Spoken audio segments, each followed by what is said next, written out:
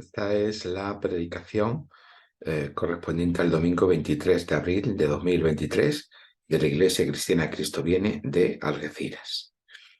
En esta mañana el texto de referencia es el libro de los Hechos, capítulo 10, versículos 1 al 17, y terminamos con los versículos del 34 al 48, o si preferís, el capítulo 10 completo. La semana pasada vimos cómo el Jesús resucitado enviaba a sus discípulos a ser testigos a todas las naciones, a hacer discípulos, bautizándoles y enseñándoles todo lo que Jesús había dicho y hecho, así como que en Jesús se cumplían las promesas de Dios hechas a su pueblo Israel para ser de bendición a todas las naciones. Pero, ¿qué repercusión tuvo aquello? ¿Se quedó en esa experiencia nada más? ¿Qué ocurrió después? ¿Cómo llevaron a cabo dicha misión los discípulos en medio del Imperio Romano? ¿Con qué dificultades se encontraron en el camino? Al responder todas esas preguntas se dedica el libro de los Hechos. En esta mañana leemos el episodio entre Cornelio, que era un centurión romano, que estaba cercano a las creencias y las prácticas judías, como temeroso de Dios. Y eso quería decir que no estaba circuncidado y por tanto que no era plenamente judío. Versículos 1 al 2 de este capítulo 10. Pues este Cornelio tiene un encuentro con Pedro, que tuvo que desaprender su manera de pensar, su relación con los gentiles, como veremos en el versículo 34. A menudo tenemos la sensación, cuando hoy leemos el Nuevo Testamento y asistimos a las enconadas discusiones que surgieron en el contexto de las primeras iglesias, como la circuncisión, la comensalidad, es decir, con quién se podía y no se podía comer, así como el papel del templo, de la ley, nos parecen esas cuestiones un tanto periféricas o menores. Y por otro lado pensamos que en realidad el núcleo del Evangelio tiene que ser otra cosa, o tiene que ver con otra cosa, y no con estas cuestiones. Y por tanto que, bueno, son cosas que ellos tuvieron que enfrentar porque venían de un contexto judío, pero que hoy nos podemos deshacer de estos temas y no afectan para nada al núcleo del Evangelio. Sin embargo, si preguntáramos a Pedro o a Pablo sobre estos temas, pues ellos se quedarían perplejos de que pensáramos así, de que estos temas son secundarios, porque para ellos fueron cuestiones de suma importancia. Y de tal manera era así que ellos, a la luz de Jesús, el Mesías crucificado y resucitado, tuvieron que reaprender a reformular todos estos elementos fundamentales de la fe de sus padres. Hubo un cambio completo en su manera de concebir estos temas. Así que tuvieron que ver, comprender y descubrir a la luz de Jesús eh, una nueva dimensión en todas estas cuestiones. Israel había tenido que aprender a lo largo de su difícil historia una lección muy dura. Y es que el contacto con la idolatría, es decir, el poner la fe que confía en algo que no es Dios como si fuera Dios, le había llevado al exilio. Para evitar que esto volviera a suceder, los judíos llegaron a pensar que la manera más eficaz sería la de no tener contacto de familiaridad con los gentiles, es decir, con aquellos que no eran judíos. Pero ¿cuáles era uno de esos rasgos de familiaridad en aquella época? Y bueno, sigue siendo en nuestra, pero en aquella época en aquella sociedad de forma especial. El hecho de comer con alguien significaba mostrar que se tenían rasgos familiares o lazos familiares o de amistad intensa con alguien. Por lo tanto, la comensalidad, lo llamamos comensalidad, el comer con alguien, era algo muy importante, no era no formaba solamente parte de, como nos puede pasar a nosotros, de nuestra vida privada, de nuestra vida personal, sino que era un hecho social, las relaciones sociales se articulaban en torno a con quién se comía o con quién no. En ciertos ámbitos de nuestra vida social aún permanece esto, pero ya no tiene esa fuerza que tenía en aquel momento. Por tanto, un judío evitaba comer con un gentil, así como asistir y participar en distintas formas de asociación social y política que existían en aquel momento, porque todo ello representaba un contacto con la idolatría. Para el mundo gentil, los judíos, por su parte, eran tan extraños sus propias costumbres que constituían una comunidad de parte. Así que la división entre judíos y gentiles era una de las distinciones sociales más importantes del mundo romano, semejante a las distinciones entre hombre y mujer o las existentes entre hombre libre y esclavo. Si los judíos se mantenían fieles a la ley de Moisés, era una manera de asegurar que estaban en la relación correcta dentro del pacto con Dios. Los judíos no querían, no tenían intención de cumplir, o por ejemplo los fariseos metódicamente, la ley de Moisés simplemente por una cuestión ritualista o de escrúpulos religiosos, como hoy nos podría parecer, sino era una manera de mantenerse en esa relación correcta dentro del pacto con Dios. Habían tenido una dilatada historia y una dilatada experiencia de infidelidad al pacto con Dios, y esos habían llegado a darse cuenta y comprender que eso le acarreaban una serie de problemas muy importantes, muy graves. Por lo tanto, esa fidelidad a la ley de Moisés era un intento de mantener una lealtad al Dios de sus padres. Esa lealtad haría que Dios viniera otra vez a su pueblo para terminar de cumplir con su promesa, en la medida en que Israel, que ya no existía como realidad política, en ese momento la realidad política era Judea y Galilea, es decir, diferentes zonas. Pero bueno, seguimos desde el punto de vista del mundo del significado de la Biblia y de la narrativa bíblica, hablamos de Israel como un todo, como una realidad teológica. Para Israel, asegurar esa lealtad, mantener la lealtad a Dios del pacto, era un intento de que Dios volviera a su pueblo para terminar de cumplir con sus promesas. A medida que Israel fuera fiel pues, al pacto, Dios sería también fiel a ese pacto cumpliendo con sus problemas. Así que cualquier lazo de familiaridad con la idolatría, con el mundo gentil, no podía sino constituir un obstáculo a esa venida de Dios, y por eso no se comía con los gentiles, o se restringía mucho el contacto con los gentiles, no se participaba de diferentes ámbitos políticos, sociales, etcétera, etcétera. Entender todo esto es básico para no caer en un juicio anacrónico al calificar a los judíos como intolerantes, sectarios, para que no juzguemos erróneamente que lo que ocurrió tras la fe de algunos en Jesús es que se volvieron más tolerantes y menos excluyentes. Todas esas son categorías modernas que no tienen nada que ver con aquella sociedad y aquella cultura. Así que es importante tener todo esto claro, entender que esa fidelidad a la ley de Moisés y al templo era una manera de comprender su propia fidelidad y lealtad y su fe con el Dios bíblico.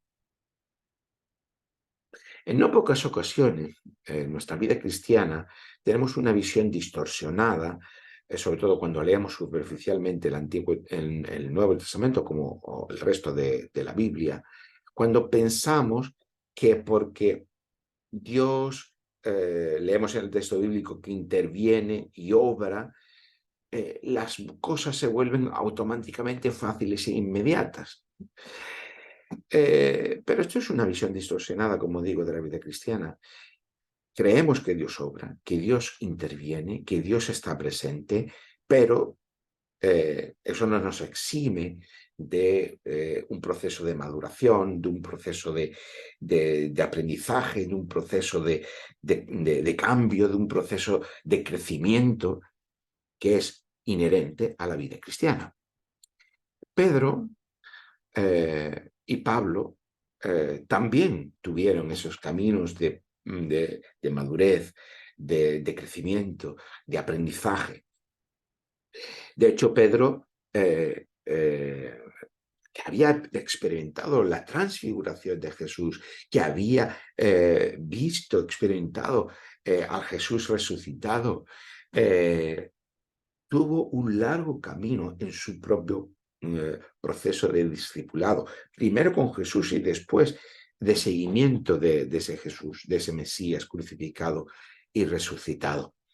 Y ese no fue un camino siempre ascendente y libre de tropiezos, sino todo lo contrario, un camino en el que hubo altibajos, fracasos y éxitos, porque así es la vida y especialmente la vida cristiana.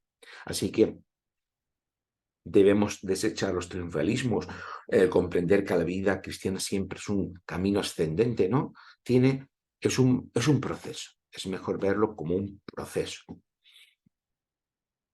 De hecho, Pedro necesitó de una determinada experiencia, que es la que nos narra este capítulo 10 del libro de los Hechos, especialmente los versículos 9 al 16, en la que recibe la orden del Señor de matar y comer animales. Tiene una experiencia estática en la que ve bajar un lienzo del cielo en el que aparecen representados una serie de animales y recibe la orden del Señor de matar y comer a esos animales que estaban considerados por la Torá, especialmente el libro del Levítico, como impuros. Claro, hay que entender que esta consideración de estos animales como impuros no se trataba de meras preferencias gastronómicas o de meras diferencias culturales. Esas diferencias, esas categorías de puro e impuro, en las que encontramos en el libro del Levítico, no solo respecto a animales, sino de todo una categorización de la realidad del mundo,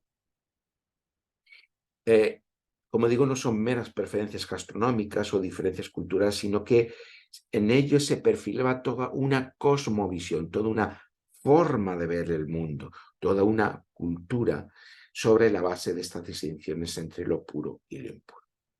Entre esas distinciones estaban aquellos animales que se podían y que no se podían comer. Lo impuro constituía un auténtico tabú, es decir, algo que no podía transgredirse sin poner en peligro el orden creado por Dios. Dios ha creado el mundo, ha establecido una serie de distinciones. Violar esas distinciones supone un transgredir el orden del mundo. Todas esas diferencias no tenían que ver, como digo, con preferencias individuales, sino con una ordenación de la sociedad y del mundo. De manera que la distinción de lo puro y de lo impuro también se extendía a la relación entre los gentiles y los judíos. De igual manera que Israel debía preservarse de la impureza del mundo animal, también debía preservarse de la impureza del mundo gentil. De manera que Israel pudiera permanecer puro delante de Dios y ser de esta manera fiel al pacto con Dios. Esa es la lógica que estaba detrás de esta experiencia de Pedro y que es desafiada por Dios mismo cuando recibe la orden de comer de lo impuro. Como digo, esta experiencia fue el detonante para Pedro para empezar a comprender las cosas de otra manera, pero necesitó de un periodo de reflexión, de madurez, para comprender lo que significaba todo ello. Lo vemos en el versículo 28 cuando dice, como sabéis, a un judío le está prohibido relacionarse con extranjeros o entrar en sus casas, es tener una familiaridad, un contacto. Pero Dios me ha hecho comprender que a nadie debo considerar profano o impuro.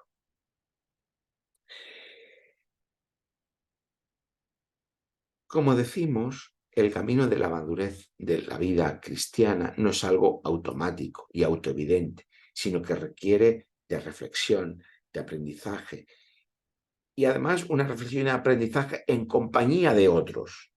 Pensamos, nuestra sociedad individualista, que todo me lo puedo arreglar yo mismo. Muchas veces el contacto con los otros, los conflictos con los otros nos permiten alcanzar esa reflexión y ese aprendizaje y esa madurez. Por eso, tras esa experiencia, como decía el versículo 17 de este capítulo 10, Pedro estaba perplejo preguntándose qué significado tendría la visión. Y esto se nos repite en varias ocasiones en este pasaje. De igual manera, Cornelio, aquel centurión romano, simpatizante del judaísmo del que hablamos al principio, tuvo también otra experiencia. Una experiencia que le llevó a comprender, o le puso, mejor dicho, en contacto con Pedro. Fue el detonante para que tuviera un contacto con Pedro al que no conocía. Se le transmitió bajo esta experiencia que un tal Pedro, al que se le dieron una serie de del que se dieron una serie de referencias, le iba a hacer comprender que el Dios de Israel, con el que tenía una proximidad, estaba actuando también fuera del mundo judío. Versículos 3 al 6 del capítulo 10. Por eso cuando Pedro toma la palabra en casa de Cornelio y los suyos, lo primero que dice es que, versículos 34 y 35 del capítulo 10, ahora comprendo verdaderamente, dice Pedro, que Dios no hace acepción de personas, sino que se agrada de todo aquel que le teme y hace justicia, sea de la nación que sea.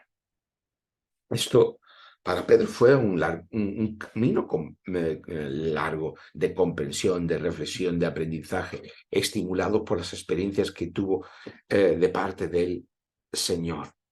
Esta declaración de Pedro no es solo una declaración genérica de, bueno, Dios no acepta a todo el mundo, no hace acepción de personas, sino que representaba un cambio completo en la comprensión del mundo de Pedro. Dios acepta a todos sin importar su nación o su etnia. Así que aquella división entre judíos y gentiles tan fuerte que operaba en el mundo romano ahora ha desaparecido gracias a lo ocurrido por medio de Jesús de Nazaret. Por medio de Jesús, el Mesías, Dios ha dado a Israel el evangelio de la paz. Ese evangelio era ese mensaje de buenas noticias, unas buenas noticias de paz, que implica algo, que Jesús, el Mesías, es, como dice Pedro, Señor de todos, no solo Señor de Israel, no solo Señor personal, como decimos hoy, en nuestro mundo moderno, sino que es Señor de todos y de todo el universo. Por tanto, no solo de Israel, no solo de Judá, no solo de unos pocos. Versículo 36 del capítulo 10. De esa manera se cumple la promesa de Dios hecha a Abraham: en ti serán benditas todas las familias de la tierra. Se nos dice en el Génesis capítulo 12, versículo 3. El texto dice que Dios se agrada de todo aquel que le teme y hace justicia. Ahora bien, entendemos esto de todo aquel que le teme y hace justicia. ¿Qué significa estas expresiones? ¿Qué significa temer a Dios? ¿Qué significa hacer justicia?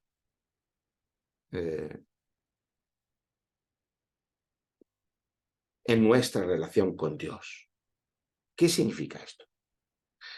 El temor de Dios tiene que ver con la fe que confía. Al volvernos a Dios. Dios viene a nosotros para gobernar, para traer su reino, para poner orden en su creación. Y porque Dios viene a nosotros, nosotros nos volvemos a Dios. Ese volvernos a Dios es una acción en sí misma de confiar en Dios. Por eso, arrepentimiento, volvernos a Dios y fe van unidos. Así que el temor de Dios tiene que ver con esa fe que confía en arrepentimiento. Pero hacer justicia tiene que ver con nuestra fidelidad al pacto con Dios. La relación de Dios con su pueblo se establece en términos de pacto. Por lo tanto, cuando hay un pacto, se puede ser fiel o infiel al pacto. Por lo tanto, hacer justicia es lo que define nuestra relación con Dios. No en términos individualistas, modernos, sino en términos de pueblo de Dios. Siempre nos relacionamos con Dios como parte de su pueblo.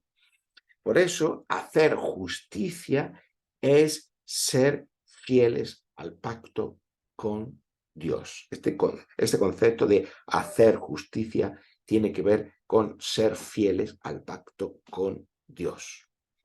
Lo decisivo aquí es que este hacer justicia o esta fidelidad al pacto con Dios ya no está definida ni por medio de la circuncisión, ni por medio de las leyes de pureza que distinguían lo judío de lo gentil, sino por lo que Dios había hecho por medio de Jesús.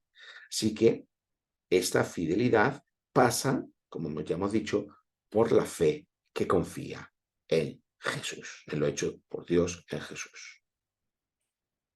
Por eso, Pedro continúa su narración haciendo referencia primero a la vida de Jesús, de la que tanto nos olvidamos. La vida de Jesús está haciendo realidad el reino de Dios, versículos 37 y 38 del capítulo 10. Pero, además, tenemos los hechos decisivos de la cruz y de la resurrección. Versículos 39 y 40, cuando dice Pedro, nosotros somos testigos de todo lo que hizo en la tierra de los judíos y en Jerusalén. Lo mataron colgándolo de un madero, pero Dios lo resucitó al tercer día y dispuso que se apareciera.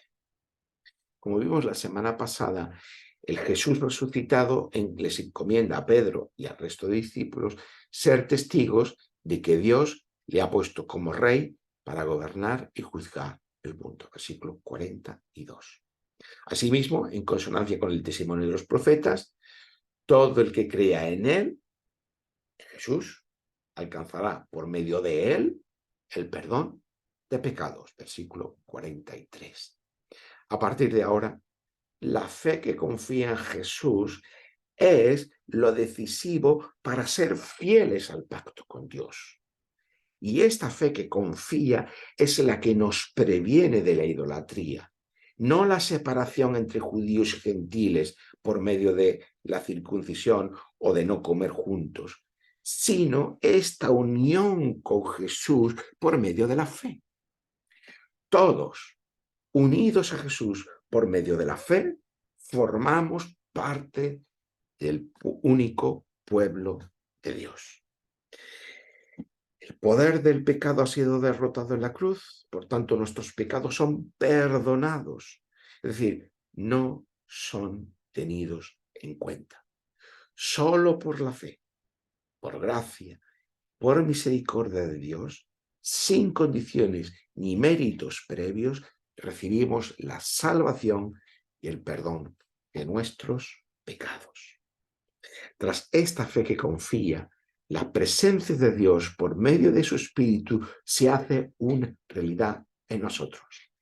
Aquella presencia de Dios, antes solo restringida al templo, ahora nos convierte en templo del Espíritu Santo en nuestro propio cuerpo. Somos templos andantes que albergamos la presencia de Dios en el mundo. Y esto comenzó a ocurrir tanto entre judíos como entre gentiles, versículo 44, y una nueva barrera mental cayó tanto en Pedro como entre los suyos, mental y social, ¿vale? Cayó tanto en Pedro como entre los suyos.